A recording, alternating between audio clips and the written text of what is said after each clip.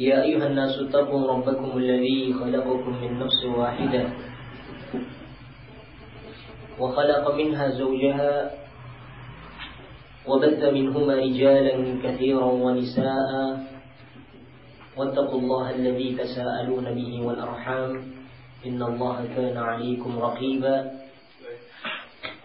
يا أيها الذين آمنوا اتقوا الله وقولوا قولا سديدا يصلح لكم أعمالكم ويغفر لكم ذنوبكم ومن يطع الله ورسوله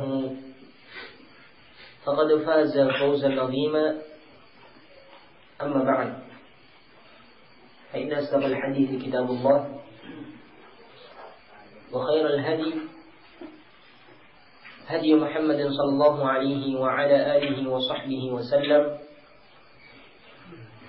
وشر الأمور محدثاتها فإن كل محدثة بدعة وكل بدعة ضلالة وكل ضلالة في النار أعاذنا الله وإياكم من النار. Ikhwani fi din, rahimani wa rahimakumullah. Alhamdulillah pada malam yang mulia ini kita bisa kembali melanjutkan kajian kita dari membaca kitab Al-Mulakhas fi Syarhi Kitab Tauhid karya Syekh Dr. Shalih bin Fauzan Ibn Abdullah Al-Fauzan hafizahullah taala. Dan pembahasan kita masih pembahasan tentang ruqa, yakni ruqyah dan juga tamaim, yakni tamimah, jampi-jampi ataukah sesuatu yang digantungkan, yang tentunya ini sangat syarat dengan kesyirikan, yang tentunya Islam itu memperhatikan masalah ini agar supaya hal tersebut dijauhi. Sudah kita baca yakni dua hadis dari Abu Bashir Al-Ansari dan juga hadis dari Abdullah bin Mas'ud radhiyallahu taala anhu tentang larangan ar-ruqa dan tamaim. Di antaranya Rasulullah bersabda, "Innar ruqa wat tamaim wat tiwalah syirkun." Sesungguhnya ar-ruqa, yakni jimat-jimat, jampi-jampi ataukah yang semisal dengannya, dan juga tamaim, ini sesuatu yang digantungkan di leher-leher anak dalam rangka untuk bisa menolak bahaya ataukah mendatangkan manfaat, serta tiwalah, ini sesuatu yang dibuat yang dianggap bisa membuat perempuan itu suka dengan laki-laki atau sebaliknya, laki-laki suka dengan perempuan. Maka Rasul katakan semuanya ini adalah syirkun. Innar ruqa wat tamaima wat tiwala syirkun. Sesungguhnya ruqa, jambi-jambi, tamaim, gantungan-gantungan tadi, wat tiwalah, dan juga sesuatu yang digunakan untuk yang pengasihan, ini semuanya adalah syirik. Sekarang kita lanjutkan di pembahasan yang lain, ataukah masih pembahasan ini, cuman setelah kita melihat dalil dari al-hadis, maka kita juga perlu melihat bagaimana ucapan para ulama. Oleh karena itu pada kesempatan yang mulia ini kita akan menyebutkan yakni salah satu dari ucapan seorang ulama, ya, dari kalangan tabi'in kalau tidak salah, ya, tentang masalah yakni tamaim. Karena kita tahu bahwasanya at-tabi'in, ya, ataukah para sahabat radhiyallahu ta'ala anhum ajma'in, mereka ini adalah manusia-manusia terbaik. Manusia-manusia yang Rasulullah sallallahu alaihi wasallam berikan rekomendasi akan kebaikannya mereka. Dalam sebuah hadis Rasul pernah bersabda, "Khairun nasi qarni, thumma alladhina yalunahum, thumma alladhina yalunahum." Rasulullah sallallahu alaihi wasallam bersabda, sebaik-baik manusia itu adalah generasiku, ini para sahabat, ini orang-orang yang sempat bertemu dengan Rasul dan mengambil ilmu dari beliau. Ini generasi yang terbaik. Kemudian setelah mereka itu adalah thumma alladhina yalunahum, kemudian orang yang datang kemudian ini para tabi'in, murid-muridnya para sahabat. Kemudian selanjutnya thumma alladhina yalunahum, kemudian orang yang datang setelah mereka ini para atba'ut tabi'in. Inilah tiga generasi yang terbaik dari umat Islam ini yang Rasulullah sallallahu alaihi wasallam yang diakui akan kebaikan mereka. Oleh karena itu ucapan mereka juga merupakan hujjah. Ucapan para sahabat, para tabi'in atau atba'u tabi'in selama tidak bertentangan dengan Al-Quran serta Al-Hadis, maka ucapan itu bisa kita jadikan sebagai hujjah, sebagai dalil apa yang mau kita laksanakan ataukah apa yang mau kita tinggalkan. Di antaranya di sini beliau, penulis kitab ini Syekh Muhammad Ibn Abdul Wahhab At-Tamimi rahimahullah taala, beliau membawakan sebuah athar dari Abdullah bin Ukaim. Wa an Abdullah bin Ukaim marfu'an, man ta'allaqa syai'an wukila ilaihi, rawahu Ahmad wa Tirmidzi. Dari Abdullah bin Ukaim secara marfu, marfu ini ucapan yang sampai kepada Rasul sallallahu alaihi wasallam. Ini berarti Abu Ukaim ini bahwasanya adalah seorang sahabat. Cuma sebagian menyatakan beliau adalah tabi'in. Wallahu alam, mana yang benar. Beliau menyatakan man ta'allaqa syai'an wukila ilaihi, barang siapa yang menggantungkan sesuatu, maksudnya menggantungkan tamimah, digantungkan dalam rangka untuk bisa menolak bahaya ataukah mendatangkan manfaat, wukila ilaihi, maka dia itu akan diserahkan kepada gantungan tadi. Akan diwakilkan, digantungkan, ataukah akan diserahkan kepada sesuatu yang digantung tadi. Allah tidak akan menanggungnya. Ini antara ini rawahu al-Imam Muhammad dan juga Tirmidzi rahimahumullah taala jami'an. Ini Ahmad dalam musnadnya dan Tirmidzi dalam sunannya, hadis nomor 2773. Kita baca keterangan dari Syekh Dr. Shalih bin Fauzan Ibn Abdullah Al-Fauzan hafizahullah taala. Abdullah bin Ukaim wa yukna Aba Ma'bad Al-Juhani Al-Kufi adraka zaman Nabi sallallahu alaihi wasallam wa la yu'rafu annahu sami'a minhu. Beliau memiliki kunyah, memiliki gelar, memiliki julukan Aba Ma'bad, Abu Ma'bad Al-Juhani Al-Kufi. Beliau itu sempat mendapatkan zamannya Nabi, tapi tidak diketahui kalau beliau itu pernah mendengar hadis dari Nabi. Maka di sini ada sebagian yang menyatakan Abdullah bin Ukaim itu adalah seorang tabi'in karena tidak pernah mendengar hadis dari Rasul. Cuman kalau dari sisi masanya hidupnya beliau pernah memang masih mendapatkan Nabi. Allah alam. Marfu'an ai ila Nabi. Hadis ini disandarkan kepada Nabi sallallahu alaihi wasallam. Di mana Rasul menyatakan man ta'allaqa syai'an, maksudnya iltafat qalbuhu 'anillahi ila syai'in ya'taqidu annahu yanfa'uhu aw yadfa'u anhu. Hatinya itu lebih cenderung apakah berpaling dari Allah kepada sesuatu yang dia yakini bahwasanya itu bisa mendatangkan manfaat ataukah bisa menolak bahaya. Ini namanya menggantungkan sesuatu, bergantung dengan sesuatu selain kepada Allah Subhanahu wa taala.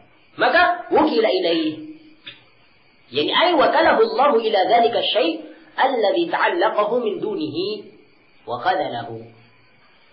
Allah Subhanahu wa taala akan menyerahkan kepada sesuatu itu yang dia gantungkan selain daripada Allah, dan Allah akan menterlantarkan, akan membiarkan. Tidak akan memperhatikan keadaan orang tersebut. Karena dia itu lebih percaya dengan benda-benda yang dia gantungkan daripada pertolongan dari Allah Subhanahu wa ta'ala. Kita lanjutkan di al-ma'na al-ijmali lil hadis, makna global dari hadis ini, apakah dari acara ini? Hadza haditsun wajizul lafzi 'alimul faidati. Hadis ini adalah hadis yang lafaznya itu ringkas tapi faedahnya besar. Inilah, kalau memang ini hadis berarti ini termasuk di antara jawami'ul kalimnya Rasulullah sallallahu alaihi wasallam. Lafaznya ringkas, faedahnya besar.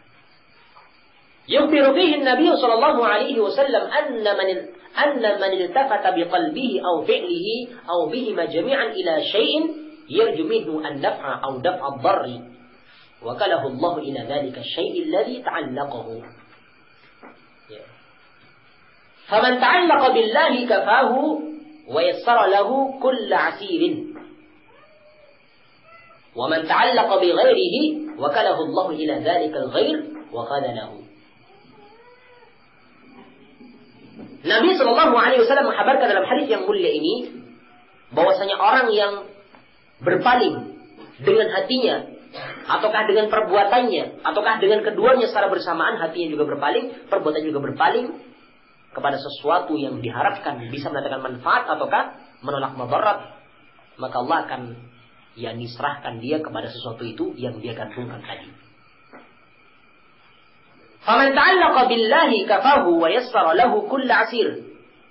Barang siapa yang menggantungkan dirinya kepada Allah, menyerahkan dirinya kepada Allah, Allah akan mencukupinya dan Allah akan memudahkan semua perkara yang sulit. Ini janji dari Allah. Ya. Barang siapa yang bertawakal 'ala Allah fa huwa hasbuh. Wa may yatawakkal 'ala Allah fa huwa hasbuh. Barang siapa yang bertawakal kepada Allah, maka Allah akan cukupi dia. Ya. Demikian pula mereka orang-orang yang benar-benar menyerahkan urusannya kepada Allah, ya. Ini orang-orang yang bertakwa tentunya. Allah Subhanahu wa taala menyatakan, "Wa may yattaqillaha yaj'al lahu min amrihi yusra." Barang siapa yang bertakwa kepada Allah, insyaallah akan jadikan seluruh urusannya itu mudah. Ini janji dari Allah. Yang tentunya janji dari Allah itu janji yang paling benar. Tidak mungkin Allah itu menyelisihi janjinya. Tapi wa man ta'allaqa bi ghairihi wa kalahu Allah ila dzalikal ghair wa khadalahu. Maka barang siapa yang menggantungkan dirinya kepada selain Allah, maka Allah akan menyerahkan dia kepada sesuatu itu, ya, dan Allah akan membiarkan dia, menterlantarkannya. Maka ini ancaman dari Rasulullah SAW berkaitan dengan orang-orang yang menggantungkan diri mereka kepada selain Allah, ataukah mereka menggantungkan sesuatu dengan anggapan sesuatu itu bisa mendatangkan manfaat ataukah menolak bahaya selain Allah Subhanahu wa taala. Ini makna global dari hadis tersebut. Sekarang kita lanjutkan di munasabatul hadis lil bab. Kesesuaian hadis ini dengan bab ini, bab yang sedang kita bahas di sini tentang masalah ar-ruqa dan tamaim. Anna fihi an-nahya wa at-tahdhira min at-ta'alluq 'ala ghairi Allah fi jalb al-manafi' wa daf' al-madar. Bahwasanya dalam hadis ini terdapat larangan serta tahdzir, peringatan dari menggantungkan kepada selain Allah, bergantung kepada selain Allah dalam mendatangkan manfaat ataukah menolak mudarat. Ini jelas di sini terdapat padanya larangan dan juga tahdzir, peringatan agar supaya orang itu jangan sampai menggantungkan diri mereka kepada selain Allah dalam mendatangkan manfaat ataukah menolak bahaya. Kita lanjutkan di ma istafad bil hadis, yakni faedah yang diambil dari hadis ini. Yaitu yang pertama, an-nahyu 'anit ta'alluqi bi ghairillah. Larangan dari bergantung kepada selain Allah. Ya. Larangan bergantung kepada selain Allah Subhanahu wa taala. Ya. Menggantungkan dirinya kepada selain Allah Subhanahu wa taala. Kemudian yang kedua, yakni wujub ta'alluqi billahi fi jami'il umur. Wajibnya menggantungkan diri kepada Allah Subhanahu wa taala dalam seluruh urusan. Kita wajib menyerahkan diri kita kepada Allah Subhanahu wa taala. Kemudian yang kedua, yakni bayanu madarrati syirki wa su'i 'aqibatihi. Dalam hadis ini juga terdapat padanya penjelasan bahaya kesyirikan dan juga jeleknya akibat dari kesyirikan. Ini dalam lafaz yakni wukila ilaihi. Ketika seorang berbuat syirik menyekutukan Allah, maka akan diserahkan kepada sekutunya tersebut. Allah tidak akan membantunya dan bahkan Allah akan membiarkan saja. Maka ini termasuk di antara dalil yang menunjukkan akan bahaya kesyirikan dan jeleknya akibat dari kesyirikan tersebut. Kemudian yang keempat, yakni anna jazaa'a min jinsil amal. Bahwasannya balasan itu sesuai dengan jenis amalannya. Balasan itu sesuai dengan jenis amalannya. Kalau dia menggantungkan sesuatu, apakah bergantung dengan sesuatu selain Allah, maka Allah akan menggantungkan dia kepada sesuatu itu. Tidak akan Allah perhatikan, Allah akan biarkan saja dia. Maka ini balasan sesuai dengan jenis amalannya. Kemudian yang kelima, yakni anna natijatal amali tarji'u ila al-'amili khairan aw syarran. Bahwasanya natijah dari sebuah amalan, hasil dari sebuah amalan, nilai dari sebuah amalan itu kembalinya kepada orang yang melakukan amalan itu sendiri. Kalau memang baik, maka akan baik. Kalau jelek, juga akan jelek. Ya. Khairan aw syarran, baik itu baik apakah jelek, semuanya akan kembali kepada orang yang melakukan amalan itu sendiri. Kalau dia melakukan kebaikan, Allah akan membalas dengan balasan kebaikan. Kalau jelek, maka sebenarnya Allah akan juga membalas dengan kejelekan yang serupa.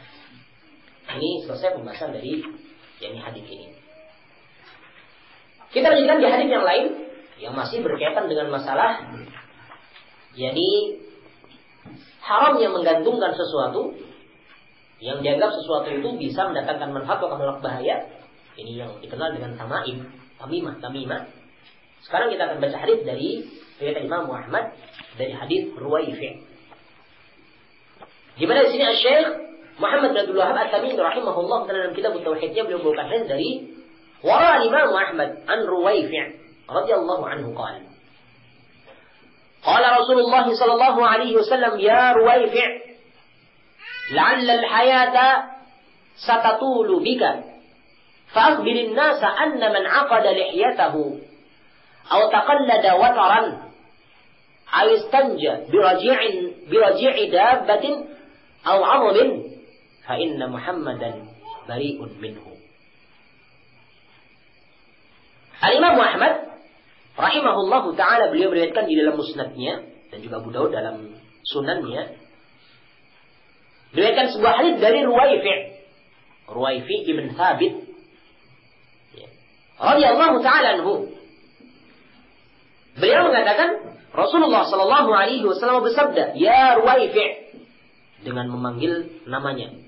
Di sini menunjukkan pemuliaan Rasulullah kepada Ruwaifi' sampai-sampai disebutkan namanya. Ya, wahai Ruwaifi', semoga Allah akan memanjangkan umurmu. La'alla al-hayata satatulu. Barangkali hidupmu itu akan panjang. Barangkali mudah-mudahan umurmu itu akan panjang. Fa'akhbirin nasa, maka kabarkanlah kepada manusia yang diperintahnya dari Rasul. Ini termasuk di antara alamatun nubuwwatir Rasul. Tanda kenabiannya Rasulullah SAW, yakni beliau mengetahui tentunya dengan wahyu yang sampai kepadanya orang yang akan diberikan umur yang panjang. Maka Rasul SAW berikan wasiat agar supaya orang tersebut menyampaikan kepada manusia yang ada ketika itu wasiat yang penting. Fa'akhbirin nasa, maka kabarkanlah kepada manusia anna man 'aqada lihyatahu. Yang pertama yang Rasulullah peringatkan, bahwasanya barang siapa yang 'aqada lihyatahu, mengikat jenggotnya, ya. Atau taqallada wataran, apakah dia itu menggantungkan tali-tali busur panah, ya. Aistanja biraji'in, ataukah orang yang beristinja dengan menggunakan raji'ida, batin kotoran binatang, ataukah dengan tulang binatang, fa inna Muhammadan bari'un minhu, maka sesungguhnya Muhammad, ini Nabi kita Muhammad SAW berlepas diri darinya. Berlepas diri dari orang yang melakukan 4 perbuatan tadi. Mengikat lehernya, mengikat jenggotnya, menggantungkan tali-tali senar-senar busur panah, ya, dengan anggapan bisa mendatangkan manfaat, ini syahidnya di sini ya, bisa menolak bahaya. Ataukah beristinja dengan menggunakan kotoran binatang, ataukah beristinja dengan menggunakan tulang binatang. Maka orang yang melakukan 4 ini, Rasulullah berlepas diri darinya. Ya. Kita akan baca keterangan dari Syekh Shalih bin Fauzan ibn Abdillah al-Fauzan di dalam kitab yang mulakhas di sini.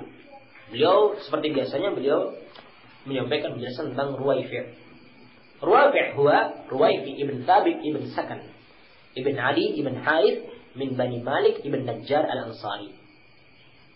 Beliau adalah Ruwaifi' ibn Thabit ibn Sakan ibn Ali ibn Harith dari Bani Malik ibn Najjar al-Ansari.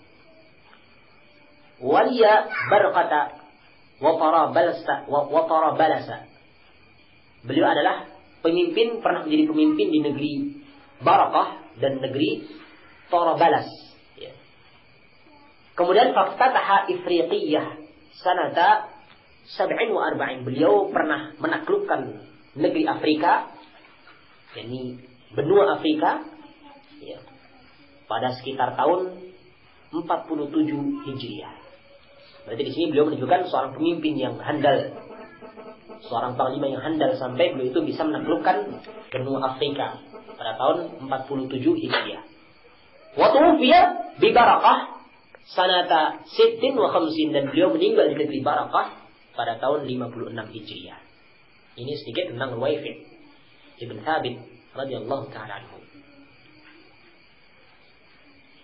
Dalam hadis tersebut, Rasulullah sallallahu alaihi wasallam mengetahui bahwasanya Ruwaifi ini akan memiliki umur yang panjang, sehingga Rasul pun memberikan wasiat kepadanya supaya menyampaikan kepada manusia hal-hal yang terlarang. Di antaranya adalah aqada lihiyatahu, mengikat jenggot. Ya. Mengikat jenggot. Kalau yang sekarang sering kita lihat, mungkin pernah kita lihat ya, bukan sering lagi, pernah kita lihat para penyanyi rocker. Ahmad Dhani jenggotan tadi kemudian diikat. Kemudian pelawak Pepi jenggotan diikat. Ya. Mungkin pernah kita lihat. Ini termasuk di antara orang yang termasuk dalam larangan ini yang Rasulullah berlepas diri dari mereka. Ya. Melihara jenggot memang suatu hal yang sunnah, tapi jangan di model-model sebagaimana model-modelnya orang-orang kafir, orang-orang ajam, dalam rangka untuk berbangga-banggaan, bukan untuk melaksanakan sunnah. Ya. Rasul menyatakan man aqada lihiyatahu. Yang dimaksud dengan aqada lihiyatahu, yakni qila, dikatakan ini ada beberapa penafsiran ya.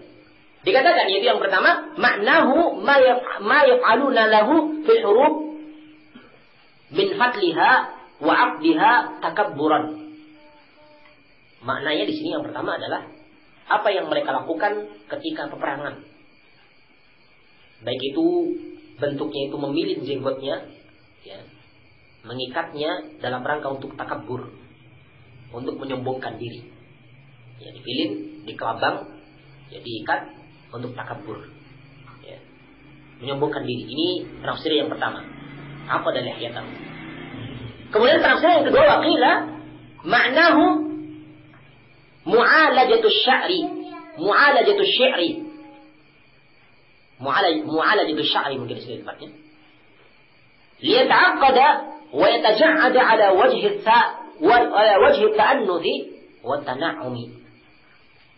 Yani memperbagus rambutnya, ya ini rambut jenggotnya maksudnya, untuk memilingnya, mengkeritingnya, bikin model-model seperti model-model perempuan dalam rangka untuk tana'um, ini bermegah-megahan, bersenang-senangan. Ini juga termasuk dalam cakupan aqad lihiyatahu. Ya. Kemudian waqilah dikatakan pula penafsiran dari aqad lihiyatahu, yang penafsiran yang ketiga, ini al-muradu aqduha fis salati, yani ay kafuha, mengikatnya ketika salat, yakni menahannya. Yani ketika salat diikat. Ini suatu hal yang terlarang. Ini semuanya penafsiran tentunya bisa kita gunakan. Yang jelas di antara tiga penafsiran ini tidak ada yang bertentangan. Ya. Mungkin saja ditafsirkan dengan yang pertama, mungkin saja ditafsirkan dengan yang kedua, ataukah yang ketiga. Semuanya boleh. Nah, kemudian selanjutnya taqallada wataran. Taqallada wataran. Ini larangan yang kedua yang Rasulullah SAW sebutkan dalam hadis ini. Maksudnya yakni ja'alahu qiladatan fi 'unuqihi aw 'unuqi dabbatihi min ajli al-wiqayah min al-'ain. Yani menggantungkan, yani senar, yani tali busur panah tersebut di lehernya ataukah di leher binatang ataukah kendaraannya dalam rangka untuk bisa menjaga dari penyakit ain, mencegah dari penyakit ain. Inilah yang menjadi pembahasan kita berkaitan dengan gantungan-gantungan yang dianggap bisa mendatangkan manfaat atau bahaya. Ini semua juga terlarang. Kemudian yang ketiga, yakni istanja, yakni ay azalan najwa, menghilangkan kotoran. Wa huwa al-'adharah 'anil mukhraj, yakni sesuatu yang keluar dari dua jalan, depan maupun belakang. Kotoran yang keluar dari dua jalan, kemudian istinja ini menghilangkannya. Yani biraji'i dabatin, dengan menggunakan kotoran binatang. Ini ar-raji', yani ar-rawth. Ar-raji', yani ar-rawth, yani kotoran. Summiya raji'an li'annahu raja'a an halatihi al-ula ba'da an kana 'alafan. Ar-rawth dikatakan dengan ar-raji'. Ar-rawth, kotoran dikatakan dengan ar-raji'. Karena raji' ini kan kembali. Karena rawth itu kembali dari keadaan yang pertama setelah sebelumnya dimakan oleh binatang. Maka biasanya ar-rawth ini dikenal, diterjemahkan dengan kotoran keledai. Keledai pun keledai piaraan, bukan kotoran selain keledai. Kalau kita tahu keledai ini keledai ini ada dua hukumnya. Kalau keledai itu keledai piaraan, ini haram. Kalau keledai liar, halal. Apa alasannya? Ternyata setelah diteliti, keledai liar sama keledai piaraan itu berbeda. Kalau keledai piaraan itu jorok, dia suka makan kotorannya sendiri ataukah kotoran manusia, kotoran apapun dimakan. Ya. Sehingga ketika keluar kotoran pun, ini berarti dari kotoran yang haram. Maksudnya maka ini binatang ini diharamkan, ya, karena ini makan makanan yang haram. Ya. Sehingga kotorannya juga dilarang untuk digunakan sebagai alat untuk beristinja. Meskipun misalkan sudah mengering, sudah keras seperti batu misalkan, tidak bisa digunakan untuk istinja. Kalau batu kan boleh digunakan untuk beristinja, tapi kotorannya tidak. Maka ini kembali kepada asalnya, karena dulunya itu yang dimakan kotoran maka keluar lagi menjadi kotoran lagi. Maka dikatakan dengan arroji. Ini arroji, ini kotoran keledai. Kalau keledai piaraan. Kalau keledai liar, ini halal karena makannya itu rerumputan. Ya. Sehingga Rasulullah memberikan hukum yang berbeda berkaitan dengan keledai. Ini khimar, ya. Khimarul ahli sama khimarul wahsyi berbeda. Kalau khimarul ahli haram, khimarul wahsyi itu halal. Ya. Ini beda hukum keledai. Arroh di sini kotoran, karena keledai itu haram, maka kotorannya juga najis. Ya. Maka itu pun tidak boleh digunakan sebagai alat untuk bersuci. Ketika seorang itu tidak mendapatkan air sebagai ganti dari air. Kalau batu boleh, ataukah hal yang menggantikan benda yang bisa menggantikan fungsinya batu juga boleh selain itu tadi. Ya, selain ar-raud atau ar-rajim. Ya. Bayan minhu, ini Rasul berlepas diri dari orang yang melakukan hal tersebut, yakni hada wa'idun syadid fi haqqi man fa'ala dzalik. Ini adalah ancaman yang keras, yakni bagi orang-orang yang melakukan hal itu. Rasulullah berlepas diri dari orang tersebut. Ini mufradat yang ada dalam hadis tersebut. Sekarang kita lanjutkan di al-ma'na al-ijmali lil hadis, makna global dari hadis ini. يخبر صلى الله عليه وسلم أن هذا الصحابي سيطول عمره حتى يدرك أناسا يخالفون هديه صلى الله عليه وسلم في اللحى الذي هو توفيرها وإكرامها إلى العبث بها على وجه يتشبهون به بالأعاجم أو بأهل الطرف والميوعة.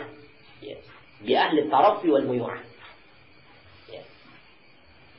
أو يظنون بعقيدة التوحيد باستعمال التوسل الشركية فيلبسون القلائد أو يلبسونها دوابهم يستدفعون بها المحظورة أو يرتكبون ما نهى عنه نبيهم من الاستجمار بروث الدواب والعظام.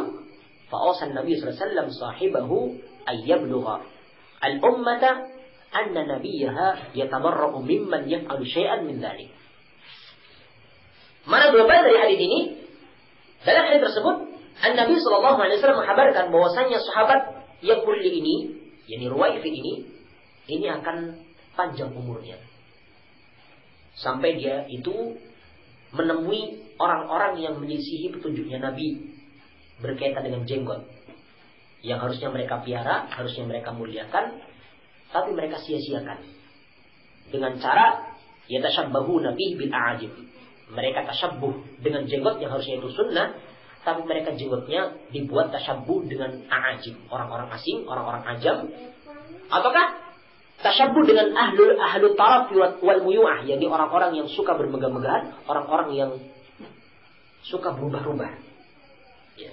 Di sini seperti ini, di sana seperti itu. Sebagaimana bunglon. Ayukhalluna bi'aqidah tauhid. Apakah mereka itu orang-orang yang kosong, tidak memiliki akidah tauhid, sehingga mereka itu bisti'mal tawasuli, bisti'mal wasail, mereka itu mempergunakan wasilah-wasilah syirik. Mereka gunakan kalung-kalung, ataukah mereka gunakan kalung tersebut di binatang-binatangnya mereka, kendaraannya mereka, dalam rangka untuk yastadfa'una biha al-mahdhura, dalam rangka bisa menolak, mencegah sesuatu yang tidak disukai.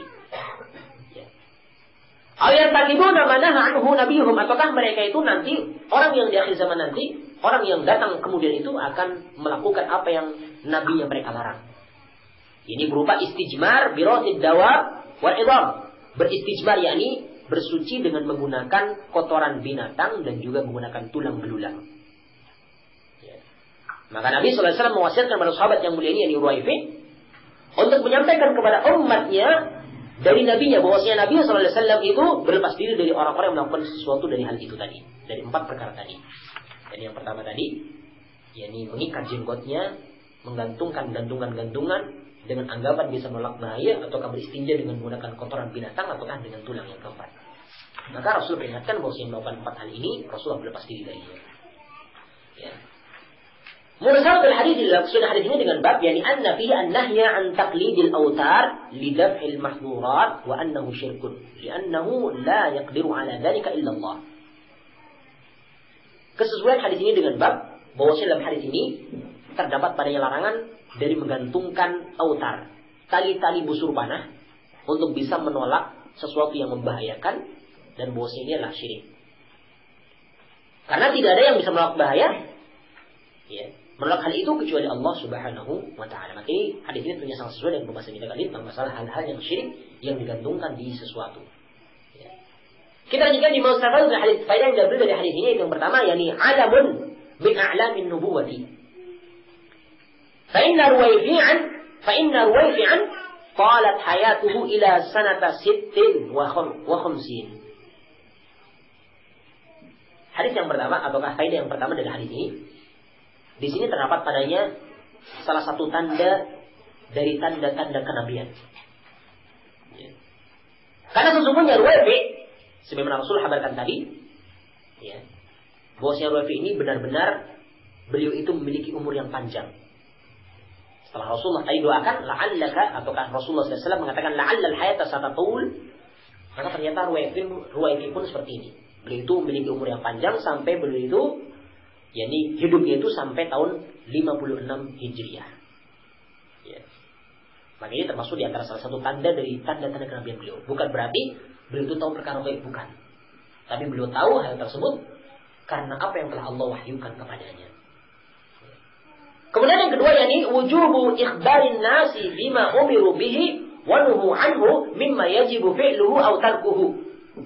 Faedah yang kedua, wajibnya menghabarkan kepada manusia dengan apa yang diperintahkan dan melarang mereka dari apa yang wajib untuk dilakukan ataukah ditinggalkan. Dan larangan darinya dari hal yang dilarang tadi, kemudian memberitahukan kepada mereka perkara-perkara yang wajib untuk dilakukan ataukah wajib untuk ditinggalkan. Wajib bagi kita untuk menyampaikan hal ini. Ya. Balighu anni walau ayatan. Sampaikan dariku meskipun itu satu ayat. Kalau memang sudah perintah kita sampaikan, larangan kita sampaikan. Ya, ini faedah yang kedua. Kemudian yang ketiga yang masyru'iyatu ikramil lihyati wa i'fa'iha wa tahrimil 'abati biha bihalaqin aw qassin aw 'aqdin aw taj'idin aw ghairi dzalik. Faedah yang ketiga, disyariatkannya untuk memuliakan jenggot, memeliharanya, tapi haram untuk menyia-nyiakannya. Dan haram untuk menyia-nyiakan jenggot tersebut dengan cara mencukurnya, ataukah menggundulnya, ataukah mengkeritingnya, menggulungnya, membuat model-model ataukah selainnya. Ya. Memang disyariatkan untuk memelihara, memuliakan, tapi tidak untuk melakukan perbuatan yang sia-sia tadi. Ya. Membuat model-model yang macam-macam. Ini suatu hal yang terlarang. Ya. Kemudian yang keempat yakni tahrimu ittikhadil qaladati li daf'il mahdhur wa annahu syirkun. Ini syahid pembahasan kita kali ini. Yakni haramnya menjadikan gantungan-gantungan dalam rangka untuk bisa menolak sesuatu yang membahayakan, bahwasanya ini adalah syirik. Perbuatan ini adalah syirik. Termasuk di antara perbuatan menyekutukan Allah Subhanahu wa taala. Kemudian selanjutnya yang kelima yakni tahrimul istinja'i birrawdi wal 'idhami atau wal 'azmi. Haramnya beristinja, yakni bersuci dengan menggunakan raud, kotoran binatang, maupun dengan al-'idham, tulang belulang. Ya, tulang belulang ini haram. Karena Rasulullah SAW melarang hal ini, bahkan Rasulullah mengancam bahwasanya Rasul berlepas diri dari mereka orang yang melakukan hal ini. Hal ini juga sama persis dengan apa yang pernah Rasulullah SAW perintahkan kepada para sahabat, sebagaimana dalam hadits dari Salman Al-Farisi radhiyallahu ta'ala anhu. Dahulu pernah ada seorang Yahudi datang kepada Salman, yakni asalnya itu untuk menghina Islam, melecehkan Islam. Tapi ternyata Salman memberikan jawaban yang memuaskan sehingga Yahudi itu pun masuk ke dalam agama Islam. Awalnya ingin mengecibir Islam. Di mana Yahudi ini mengatakan kepada Salman, ya Salman, ya, hal 'allamakum nabiyyukum kulla syai' hatta al-qira'ah. Wahai Salman, apakah nabi kalian mengajarkan segala sesuatu sampai masalah qira'ah, sampai masalah buang hajat, apa diajarkan oleh nabi kamu? Biasanya kan mengecibir. Jadi Salman bahkan menanggapi dengan baik. Salman Al-Farisi seorang yang cerdas radhiyallahu ta'ala anhu, beliau menyatakan ajal, tentu saja. Laqad nahana Rasulullah sallallahu alaihi wasallam an nastaqil al-qibbah li gha'itin aw bawlin aw an nastanjiya bil yamin aw an nastanjiya bi aqall min thalathati ahjar aw an nastanjiya bi raji'in aw 'azmin. Salman Al-Farisi mengatakan, tentu sungguh nabi kita Rasulullah sallallahu alaihi wasallam telah melarang kita untuk menghadap ke arah kiblat ketika buang hajat, ghaid maupun baul, kecil maupun besar, besar maupun kecil. Rasulullah melarang kita, ini diantara adab dari buang hajat ya, tidak boleh buang hajat menghadap ke arah kiblat, baik itu besar maupun kecil. Ya. BAB maupun BAK. Rasulullah melarang kita untuk menghadap ke arah kiblat, ke arah Ka'bah. Apakah juga aw-an-natan dia bila min, Rasulullah melarang kita untuk beristinja, yakni berbersih, bersuci, cebok dengan menggunakan tangan kanan. Aw-an-natan dia biaqal min thalathati ahjar, ataukah Rasul melarang kita juga untuk beristinja kurang dari 3 batu. Inilah mudahnya Islam. Asalnya istinja itu dengan air. Tapi kalau tidak ada air, maka boleh beristinja dengan selain air dari benda yang bisa menggantikan posisinya air, yakni benda yang bisa untuk mensucikan. Sebagai contoh tadi batu. Ya, batu ini termasuk di antara salah satu alat yang bisa untuk membersihkan kotoran. Ya. Tapi kalau seorang beristinja, yakni dikenal dengan istijmar ya, beristijmar dengan batu, maka jangan sampai kurang dari 3. Minimalnya 3. Ya. Rasul melarang beristinja kurang dari 3 batu. Apakah yang lainnya Rasul menyatakan awal nastanja biwaji'in aw 'idlin aw 'azmin? Ataukah Rasul juga melarang kita untuk beristinja dengan menggunakan raji', yakni ar-raw tadi kotoran binatang, ataukah dengan menggunakan tulang belulang? Sebagian ulama menjelaskan bahwasanya kenapa alasan kalau kotoran jelas ya. Najis itu tidak akan bisa menghilangkan najis. Raw tadi kan dikatakan tadi, ini kan najis, kotoran keledai ini kan najis. Ya.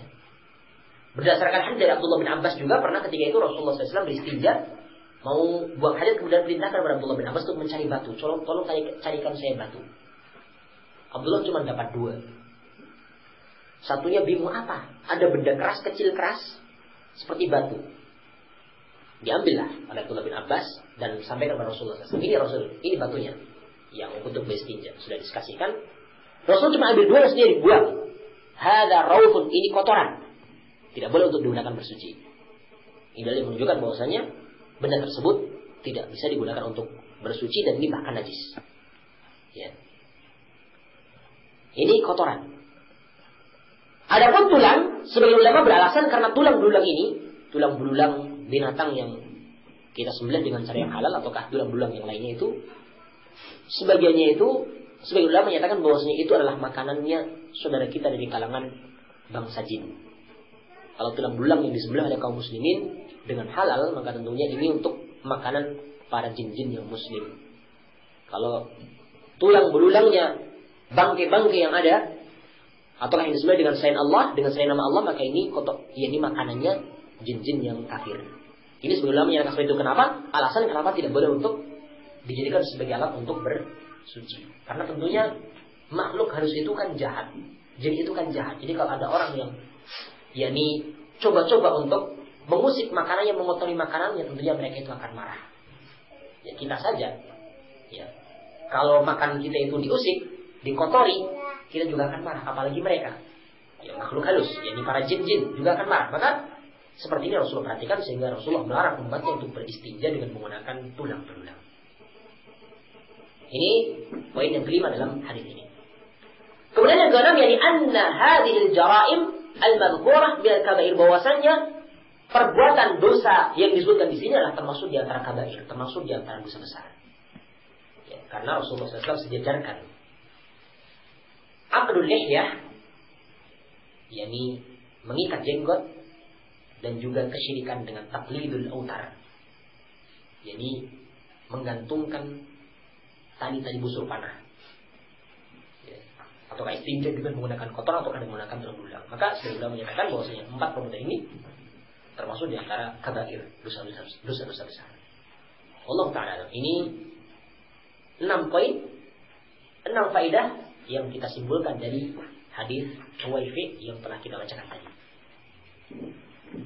Ikhwan fillah azza wa jalla, ini masih ada satu hadis dari bab ini, kita saksikan sekalian ya.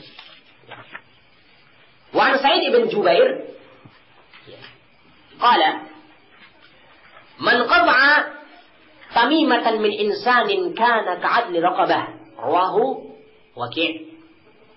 Wa lahu an Ibrahim an-Nakha'i rahimahullah ta'ala kanu yakrahuna at-tama'ima kullaha min al-Qur'an wa ghairi al-Qur'an. Dari Sa'id bin Jubair, ya, rahimahullahu ta'ala, seorang tabi'in di sini, beliau mengatakan, man qata'a tamimatan min insanin kana ka'adli raqabatin, barang siapa yang memutuskan tamimah dari seseorang, maka seakan-akan dia itu mendapatkan pahala seperti memerdekakan seorang budak. Keutamaannya, memutuskan gantungan-gantungan tadi, tamimah-tamimah tadi yang bisa dianggap menolak bahaya tadi, ya, maka ini keutamaannya, pahalanya sebagaimana memerdekakan seorang budak. Ya. Sama tapi tidak serupa. Ataukah serupa tapi tidak sama ya? Serupa tidak sama. Serupa dengan memerdekakan seorang budak tapi tidak sama. Maksudnya bukan berarti ya dia itu ya sudah seperti orang yang memerdekakan budak. Ya. Tentunya memerdekakan budak itu pahalanya lebih besar daripada cuma sekedar memutuskan tamimah. Ya. Jadi serupa tapi tidak sama ya. Rasul menyatakan maka dia pahalanya serupa dengan orang yang memerdekakan budak, tapi tidak sama dengan memerdekakan budak. Memerdekakan budak tentunya bisa lebih mulia lagi. Ini para ulama menjelaskan hal ini. Ada sesuatu yang serupa tapi tidak sama. Sehingga ketika seorang itu melanggar sesuatu yang harus memerdekakan budak, tidak bisa hanyalah dibalas dengan memutuskan tamimah dari orang. Sebagai contoh misalkan melakukan sebuah pelanggaran, melanggar sumpah kan harus kafarah ya, ada kafaratul yamin. Di antara kafarahnya itu ada memerdekakan budak. Tidak bisa kemudian saya tidak usah memerdekakan budak, saya cuma memutuskan tamimah yang ada pada orang. Ini tidak cukup. Ya. Tidak cukup ya, seperti ini tidak cukup. Apakah juga Rasulullah mengabarkan kepada kita barang siapa yang mengucapkan la ilaha illallah wahdahu la syarikalah lahul mulku wa lahul hamdu qadir, maka pahalanya seperti memerdekakan seorang budak. Ya. Maka belum cukup kalau seorang melanggar sumpah kemudian dia cuma mengucapkan la ilaha illallah wahdahu la syarikalah lahul mulku wa lahul hamdu qadir. Ini belum cukup, tapi dia harus memerdekakan budak yang sebenarnya. Jadi ini serupa tapi tidak sama. Ini pahalanya seperti yang memerdekakan budak, tapi tentunya tidak sama dengan memerdekakan budak. Memerdekakan budak tentunya lebih utama lagi. Ya. Sebagai contoh juga berkaitan dengan keutamaan seorang yang yakni qiyam fi lailatul qadri, yakni melakukan salat di malam Lailatul Qadar. Allah menyatakan yakni sebagaimana seorang yang melakukan ibadah 1000 bulan. Keutamanya 1000 bulan kan? Tapi tidak sama dengan orang yang melakukan 1000 bulan ibadah. Kan tidak sama ya. Meskipun sama. Diri Rasulullah menyatakan keutamanya mirip. Jadi di sini perlu kita perhatikan. Rasul menyatakan siapa yang memutuskan tamimah dari seseorang, maka dia seperti seakan-akan seperti orang yang merdekakan budak. Rawahu Waki'. Ini diriwayatkan oleh Imam Waki' rahimahullah taala. Walahu, dan juga riwayat Imam Waki' dari Ibrahim an-Nakha'i rahimahullah taala, kanu yakrahuna at-tama'ima kullaha min al-Qur'an aw ghairi al-Qur'an. Dahulu mereka para sahabat, jadi para tabi'in maksudnya ya, para tabi'in yang murid-murid Abdullah bin Abbas, yakrahuna at-tama'im. Abdullah bin Mas'ud ya, murid-muridnya Abdullah bin Mas'ud, para tabi'in. Dahulu mereka itu benci dengan tamimah-tamimah seluruhnya.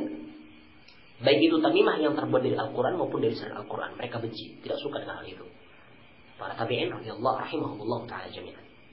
Kita sekarang baca sedikit dari keterangan Walid rahimahullah ta'ala. Waki' huwa Waki' ibn al-Jarrah thiqatun imamun sahibu tasanif mata sanata sabi'ah wa tis'in ba'da al-mi'ah dari hijrah.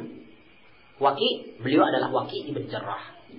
Beliau seorang yang thiqah, seorang imam, seorang pemilik karya-karya ilmiah yang banyak. Ya. Beliau meninggal pada tahun 197 Hijriah. Ini Waki, salah seorang gurunya Al-Imam Asy-Syafi'i rahimahullah ta'ala.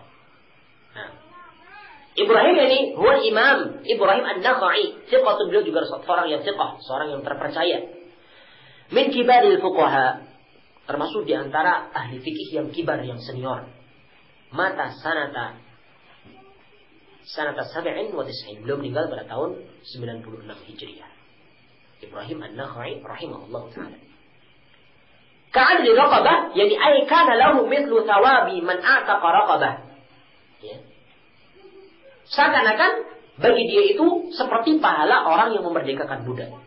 Ya. Seperti ya, orang yang pahalanya orang yang memerdekakan seorang budak. Cuma tidak sama tadi dari sisi keutamaan. Ya.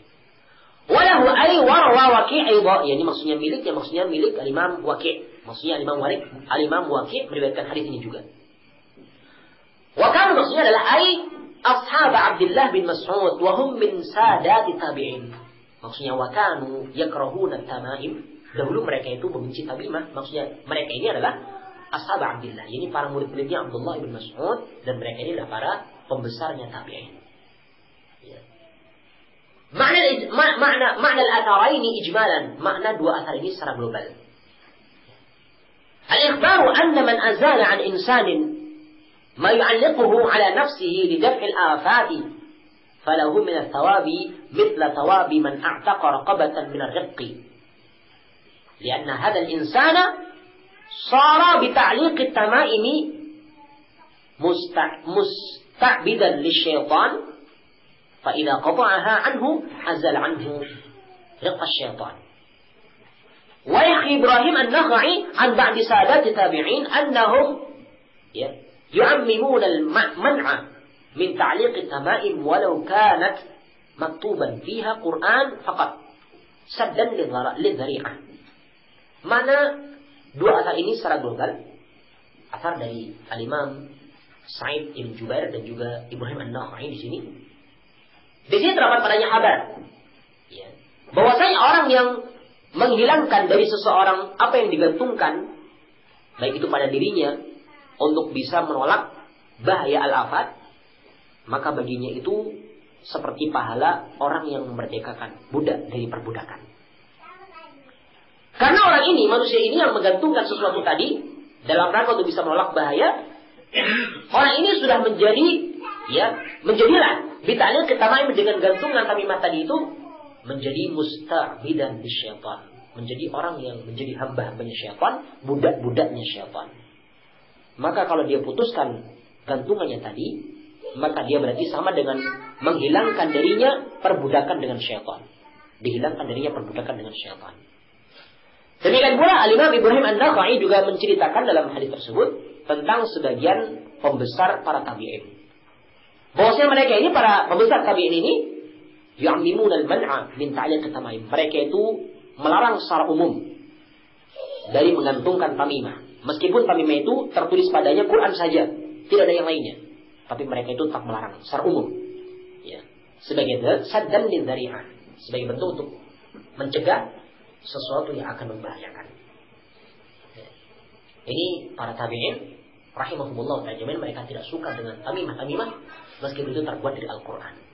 Ya, gantungan meskipun terbuat dari ayat-ayat Al-Quran. Kita juga di munasabatul atharain lil babi zahiratun, kesesuaian dua asar ini dengan bab secara zahirah. Ya.